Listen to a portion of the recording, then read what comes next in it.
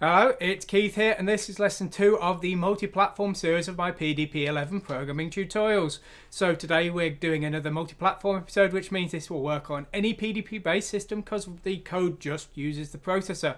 Now we're going to be doing something known as binary coded decimal. What is that? Well, this is a solution to the rather sticky problem of storing large numbers in memory and then showing them to the viewer on screen, because working in numbers like hexadecimal or octal might be quite convenient for the processor. However, converting these to a multiple of 10 to show them as digits on the screen isn't particularly convenient, and so what we've got today is a simple solution I've written for doing this. Now, I did take a look on the internet to see if there were any examples of how to convert values from binary coded decimal for viewing on the screen, and I couldn't actually find any, so maybe they don't exist or maybe they do and I just couldn't find them.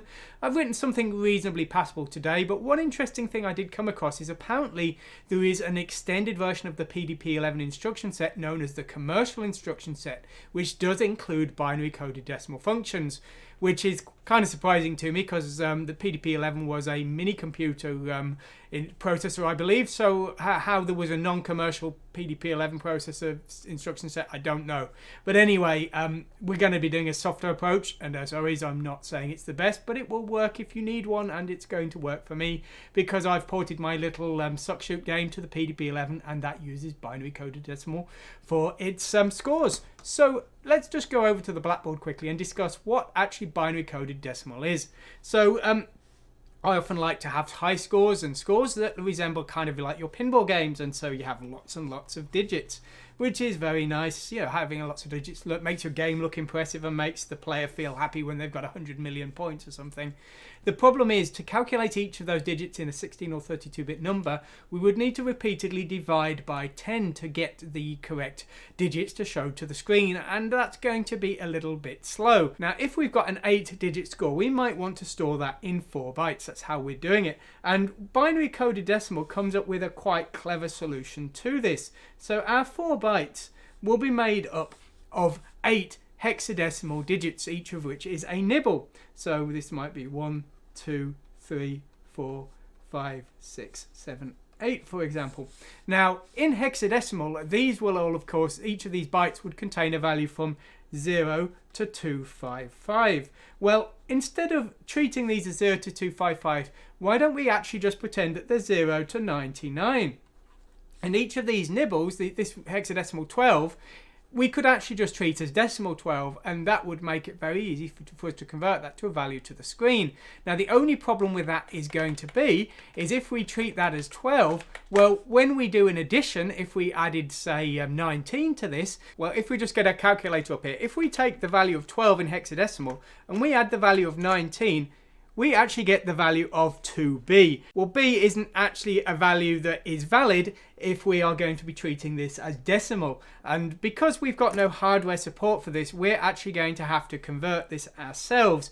And so basically what we're going to have to do is whenever we do any addition or subtraction, we're going to have to skip over the A, B, C, D, E, F part, and we're just going to use the 0 to 9 part of each of these nibbles. And so that's what we're going to be doing. And what we're going to do is we're going to create a addition routine, a subtraction routine, and also a compare routine. Now, we don't need to do too much work for the compare because we don't need to skip over anything, but we are going to need to work in a string of bytes and see which one is the larger of the two. So that's what we're going to be doing today. And so let's go over to our code and let's take a look. Okay, so here's the example today. So let's just fire it up and let's see what happens, and then we'll go through the code and we'll see what is actually being done in the background. Okay, so here is our program here, and we're going to be doing a variety of things today. So the first one we're going to do is we're going to show a binary coded decimal value here. We're showing the value BCD1, which is a string in memory, and we are showing 4 binary coded decimal bytes, which is 8 digits, because this is known as packed BCD. That means that there's 2 digits per byte in each of the 2 nibbles. Unpacked would just have 1 digit, but packed is more memory efficient, so that's what we're doing. So BCD1, you can see down here. Now this is in a little endian format, so the first byte in the sequence is the least significant, so 2-1 is the least significant, and then the most significant 4 bytes on is 8-7, and you can see that that has been shown here 1, 2, 3, 4, 5, 6, 7, 8 there, and you can see 1, 2, 3, 4, 5, 6, 7, 8 there. So that is the first value. And we've shown that to the screen with this BCD show routine. Then what we've done is we've added BCD2 to BCD1. Now BCD2 equals 99987654. And then what we're going to do is we're going to add this value here, which is 54769899. That's a very big value there. And we're adding it to this value here. So if we just get our calculator up and we just try that. So we're adding the value 87654321 and we're adding 54769899, and this will give us the value of, we're going to miss one digit because we don't have more than 8 digits. We're going to get 42424220, and you can see we've got 42424220 here. So that does seem to have indeed worked once we've done our addition here, and we're showing the results here, which you can see in that second line here. And then what we're doing is we're subtracting the same value, which of course subtracting the same value ends us up exactly where we started. The final thing we're doing is we're using this comparison command here to compare the two, and this is resulting in a branch to this branch if less than routine, and we are showing an L here. Now we can test that and see if that is working, because we can change this second command, and if we just swap these over and if we test 2 and 1, well, now if that's working it should come back as higher. So we've got a H there at the end there. So we've got that comparison routine, and we're going to need that to handle our high scores. Let's get rid of that calculator there. So we're going to take a look at these today. We're going to look at the show routine, the add routine, the subtract routine, and the compare routine. And in all cases we need to pass the number of bytes in R2, the parameter in R1, and where we're using 2 parameters, the second parameter in R0. So that's what we're going to do. Okay, so let's start at the simplest one, and let's see the BCD show command. Now with the show command we need to start from the most significant byte. Now the order is in memory least significant byte first. So basically what we're needing to do is add the number of bytes to our source address to move to the very end of the sequence, and then we're moving bytes from that sequence with a predecrement. So we're moving in one and reading a byte, moving in one and reading a byte until we get back to 0. So we're moving each byte in, but we're actually using a show hex routine here, which is just taking the nibbles and showing them as if they were hex values, because they're not hex values. They can't have a value of A to F, but the show hex routine we've used in the past will do that just fine. And we're just repeatedly using that for all 4 bytes to show it to the screen, as I say. Even though we don't really need to deal with the A to F part, it doesn't make any difference that this routine is designed to support that, so we're using it anyway. So that's how we're doing the simple job of showing it to the screen.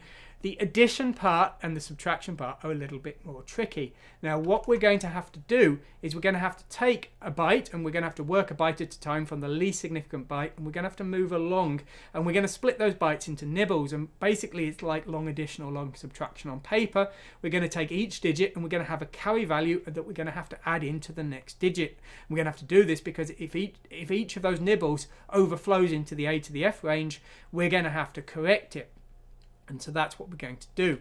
So here is the routine. So we're going to use R5 as our carry.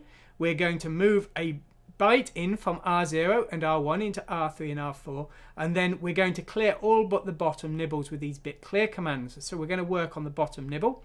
We're adding R3 to R5. Now at the start R5 will be 0, but as we continue into the second and third bytes, that's going to potentially be a carry. So that's why we're adding those. So R5 is having those 2 components added. And then we're comparing R5, and we're seeing if R5 has gone over the decimal value of 9, if it's 10 or more basically. If it is, then we need to skip that A to F part, and so we're adding 6 to R5 here. Okay, and that is effectively acting as the carry for the low nibble. Now what we're doing is we're getting the high nibble. We're moving the source again from R0 and R1 into R3 and R4, but this time we're clearing all but the high nibble of that byte, and we're going to do the same again. So we're now adding those high nibbles to R5. Now R5 could contain a carry here. It might not, but it could do. And then we're seeing if that top nibble has gone over the value of 9, if it's basically gone over 10. And if it has, then what we are going to do is we're going to add effectively 6 bit shifted to the top nibble. So we're correcting that top nibble, and again we are potentially creating a carry. Now we've now got in R5 the bottom byte, which is correct, and we've maybe got in the top byte, and we might have a carry for next time. So what we're doing is we're moving that corrected bottom byte to our destination, R0. We're then shifting the top byte into the bottom byte so that it's ready to be the carry for the next execution of this sequence. We're then incrementing our 2 source memory addresses, and we're decrementing our byte count here because we've just done the least significant byte, but then we need to continue to the most significant byte, passing that carry across each time. So we're just repeating back up here. Our carry is now set, and we are then repeating the procedure for the next byte in the binary coded decimal sequence. And so this isn't probably the best way of doing things, but it does at least work. Now subtraction is almost the same actually. It's just the values we have to work with to do the correction is just slightly different. So again, we are clearing our carry at the start. We're moving our 2 bytes in from our source memory addresses here. We are taking only the bottom nibble here. We are adding the first one to our carry, and then we're subtracting our second one. And basically we are then just checking if that has caused an overflow, and if it has, and if it's gone negative, then basically we've caused our nibble to go into that A to F range, and so we need to correct that, and we do that by subtracting 6 because of the 6 letters we're needing to skip over A to F here. So that is correcting our 5 there. We're then getting our second top nibble. We're clearing all but that top nibble's bits here. We're then adding the first one and then subtracting the second one from R5, again doing that second calculation. Now once again we're testing to see if that's caused an overflow, and if it has, we are subtracting 6 bits shifted to the top nibble, so that's effectively 140 in octal. That is again correcting the top nibble and skipping over to the A to F range. And then once again the bottom byte of R5 is now correct, so we're moving that back to our destination. And we are shifting to the right any remainder because that is now our carry for the next byte. So that could be negative, so we're shifting that to the right.